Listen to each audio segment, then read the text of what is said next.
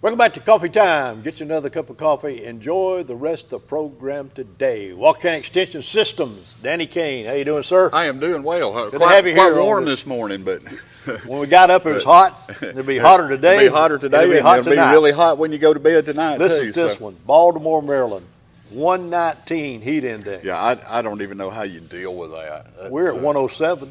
I know it's all of that rain tough. is gone. Yeah. You did a good job on that. And we'll talk about that in just a minute because there's a lot of issues going on with that heat, and here in the deep south, and especially given the fact that we've had a lot of rainfall up to this point, is the humidity that combines with the heat. It just makes it miserable sometimes. You're right on that. What's happening at the Walker County Extension office? Yeah, we've had a busy summer. Speaking of being out in the heat and all that kind of stuff, with our 4-H programs, we have a couple of programs that are team activities.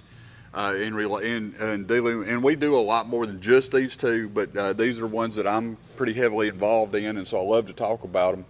That deal with natural resources and in the outdoors and environment. And everybody that knows me knows I love being in the outdoors and all that kind of stuff. But it's our wildlife judging program and our forestry judging program, and so.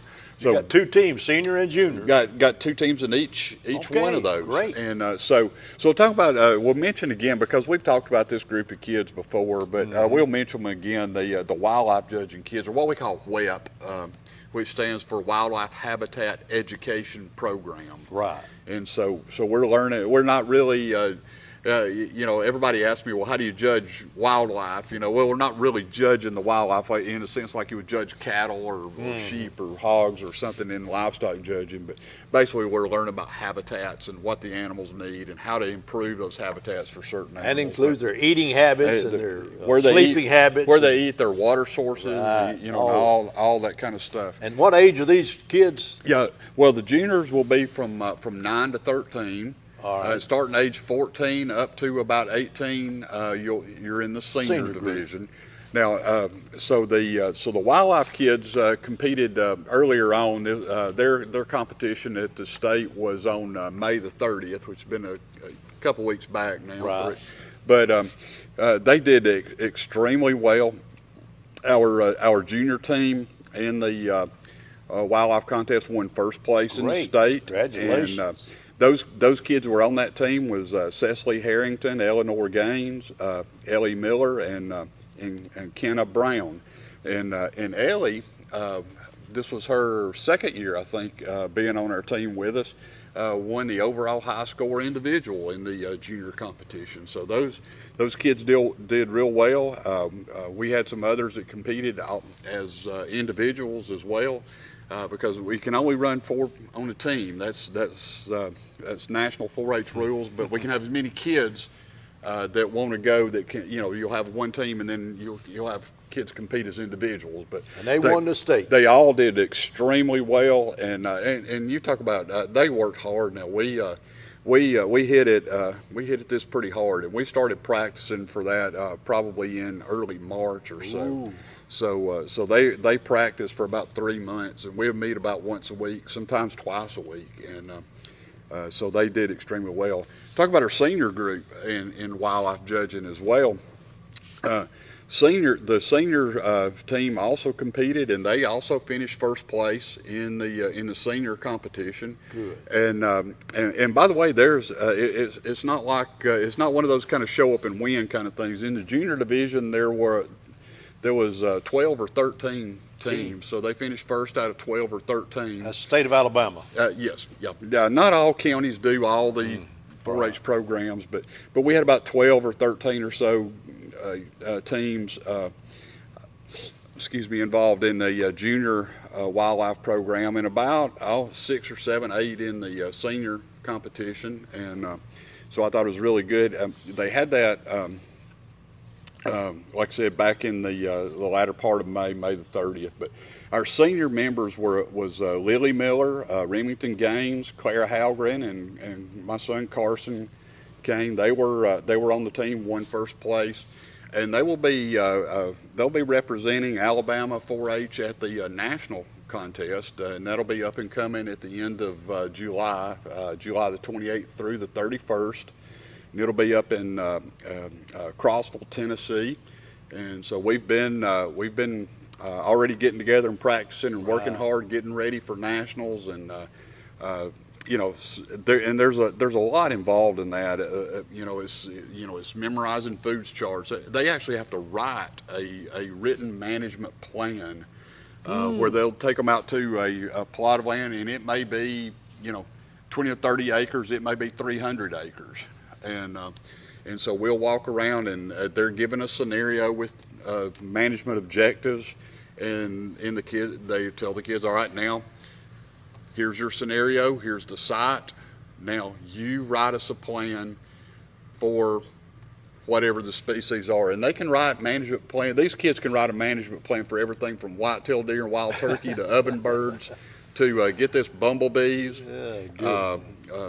Timber rattlesnakes are on there, so we can write a plan for those, and just about everything in between. So it's really it's a great program. We love teaching it. The kids have a good time doing it and learning. The talent there, they may go into that as a full-time employment after college. Absolutely, and I've always said, by the time that your young person goes through our WEP program in 4-H, they could go to any college, any four-year school out there and pass a freshman survey course in wildlife biology. Wow, that's great. Because we get that kind of in-depth in it. We're talking about plant compositions and stages of plant growth and interspersions and and just all kinds of aspects of the terrain and the topography out there.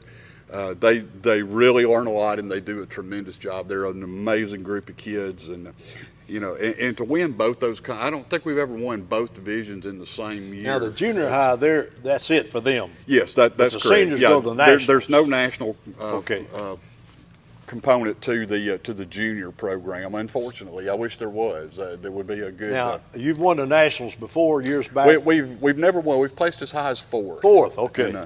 And so, but this will be our fourth trip with Walker County kids to the Nationals. That's wonderful. And it just, and I tell people all the time, it just speaks to the quality of young people that we have here and that we get to work with, and it's really kind of it's kind of humbling at times too. Now I don't know any of those names that you called out, those students you've mentioned them before here on the program. But I can tell you, they got to be excellent students in school. And here's the thing with these, with the wildlife and the forestry kids as well. We've got a great combination of public school kids, homeschool kids. And there's just something about these natural resource kids where there's that common thing that we enjoy doing. Yeah. But when they come together from a public school or private school or homeschool, they just seem to mesh, and that's kind of their. That's their area and the thing that they love, and they all get along, and they just had a great time this year. That's wonderful. State champs both ways. And so now, just this past weekend, we finished up with our forestry judging. That was held on the June the 21st, and we did that down at the 4-H Center there in Columbiana. They're right on Lay Lake. It's a beautiful property down there. If you've never seen the 4-H Center.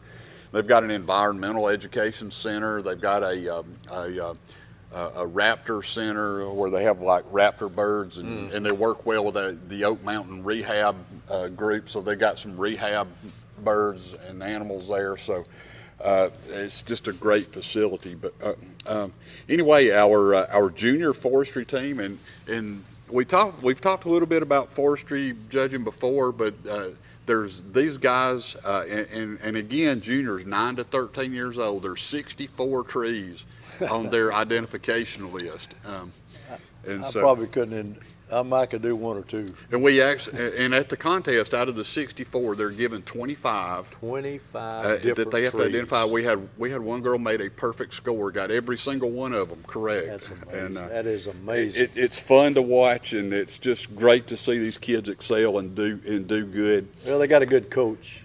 Well, it's just it's not about coaching. It's about good quality but they got a kids good and coach. a lot of parents that support us, and we appreciate Do the that. parents get to go to the judging? They not while the contest is going. The fact is, I don't even get to be out there while they're doing the contest. But once the kids finish that, then parents, we all come in and have the awards program. They go to parents, awards. That's right. But Parents not are out welcome on to the come. field with the judges. That's exactly right. Okay, good. So our junior forestry team this year, we had 4 team members. We also had 2 competed as individuals. They're first timers, and I like to have my first time kids go as individuals to kind of figure out what the contest is all about. But I tell you this, they all did extremely well. The fact is, they did better than really my expectation for them. Our team members were Cora Hogue and her sister Tirza Hogue, Elijah Remblatt, and Cecily Harrington. And we had 2 that competed as individuals, was Nora Spears and her sister Sarah Spears. And I'm telling you, all 6 of these kids just did fantastic. The junior team won first place, so they came home state champions once again. And, that's in forestry. Yes. So they did just extremely well. We Cora Hogue placed first in the overall high score individual and got the overall perfect score on tree ID. I'm going to have to get her to teach me how to identify trees one of these days. And her sister Tirza was 3rd overall high score. So they just did really, really well. Ages 9 to 12. 9 to 13. 13. Mm-hmm. Up to 13. Our senior team, we only had 3 members on our senior team, and they competed real well. Our seniors were Remington Gaines, J.P. Bozeman, and Audrey Spears, who is Nora and Sarah's older sister, and they finished 3rd in their senior competition. So and again, and so many of the kids won individual awards in various categories. I don't want to try to even call them all out because I'll sure enough forget or omit somebody, but just know they all did really, really well. We were so proud of those kids and had a lot of fun working with them, and looking forward to good things later. Now this is an every year competition. Yes. These are every year. Now for the senior team in wildlife judging, there's going to nationals. They will no longer be able to compete in wildlife judging because once you win the state in a senior contest, you're done. And you go into national, you can't compete in that particular event. No matter what age you are. That's right. That's correct. You might be 14. So for example, Carson, my son, and we have a couple on the team that are only 14, first year seniors, but they're not going to be able to compete again in web, but they can go back. Usually what those kids do, then they'll go back the next year compete in forestry judging or one of the other events. So, that's great. So well, congratulations. That's a great group. It was an awesome experience. It's just a lot of fun watching those kids to see how hard they work through the year and to see them at competition and see them do so well. It's just a lot of fun to watch them and to see those reactions and for them to get a little bit of reward for all the hard work that they put in, and hopefully they learned something along the way, and obviously they did, and had a good time doing it, and looking forward to working with them again next year. And the Nationals is the last week of July. Last week of July. It'll be July the 28th through the 31st. And they'll get to work on that one. So we're hard at work getting ready for that. So congratulations. Hopefully we'll have some good news from that when we get back. But good deal. And other things, we said we'd talk about the this wonderful weather that we're having here, like typical summertime, deep South Alabama kind of weather. Mm-hmm. We've been just soupy saturated with rain up until about a week ago, and so now we've got 107 degree heat indexes, and it's hot all day and humid and just miserable. So we wanted to kind of mention that a little bit. First and foremost, whenever we get, and we're under heat advisories here for the state. So make sure that if you do have to be outside, dress accordingly. Broad brim hat, sun protection. We often forget that sun protection, and I can remember my father, who was a farmer his whole life, and ended up he had a lot of skin cancers and things like that. So don't forget the skin protection when you're out there. Stay hydrated. That's the most important thing you can do. Drink fluids, water or whatever, very frequently. It's because you get dehydrated in a hurry out there in these conditions. Avoid being out, during peak, heat of the day type hours. Do your stuff early morning, late in the afternoon, and enjoy the recliner and the remote control in between. If Sit you on can. that air conditioning. And but anyway. Plant-wise, and here's the thing, and we have we deal with this at home. We grow a lot of stuff in containers, for patio decorations and front porch decorations and line the driveway. As much rain as we've had here up until this point, when the rain shuts off, you got 90-degree, plus weather and beating down sun. We're watering things in containers every single day now. Because we get up in the morning and everything is all wilted down and it's dry and you have to water it, because things you're first off in containers, you're dealing with a limited amount of root zone, so it just naturally dries out very quickly. It's above ground, so you get more gravity pull on the water that's in there, especially hanging baskets. Right. And so you combine those things with sun all day and the heat. And it probably there's a lot of stuff we could probably water twice a day if we really wanted to, but most of the stuff that we have in containers is an everyday water. Same is true with raised beds. Many people now are doing raised bed gardens and things like that. So with raised beds, again, you're up off the ground, so you've got more gravity pull on that water. That's already in there, so they tend to dry out much quicker than natural soil. So with your raised beds, you can actually do a couple of things with your raised beds as far as water, because you'll wear yourself out toting water in these kind of conditions. But a good soaker hose or string together some soaker hose. They're probably not the most reliable as far as being able to uniform water, because they're all made a little differently, and but it's better than nothing, and it's certainly better than overhead sprinklers. Overhead sprinklers are not good, because number one, you waste a lot of the water through evaporation. Water oftentimes don't go where you want it to, and then what we generally turn those things on about the time the sun goes down, because that's when we notice when the plants are wilted, and so then you get wet foliage through the night, and the first thing you know, you've gotten one of these fungal diseases, early blight or Cercospora or any of those type fungal diseases started. So do your watering early morning, okay? In your raised beds, you can use soaker hoses. You can even use drip tape in raised beds quite effectively. You can certainly use drip tape in natural bare ground, in traditional in-ground gardens. And it's a very efficient way to water. There's a lot of easy to put together. These irrigation systems used to be very complex and were only used on large-scale farms, but now we've got them easy to assemble kits that are designed for home gardeners, easy to use, save you a lot of water, keep your plants well watered. Use mulches. Those will help to preserve what moisture there is in the soil. It'll also help to protect those roots from this extreme hot temperature in the sun and stuff, so it gives it a little barrier. Any of your organic mulches work fine. I use pine straw in most everything that I have. I use pine straw because it's readily available, and my wife always says I'm the cheapest human being alive. So if I can find something for free instead of going and buying sacks of mulch, I'm better than most. I tell you, I'm going to do it. But pine straw works extremely well. Now, there's some other products you could use. One is shredded pine bark, okay, and it works extremely well. But people often confuse it with those pine bark nuggets. Now, nuggets are fine, and they're lightweight, they're easy to handle.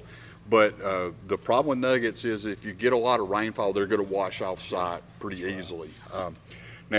So a lot of your organic mulches, if you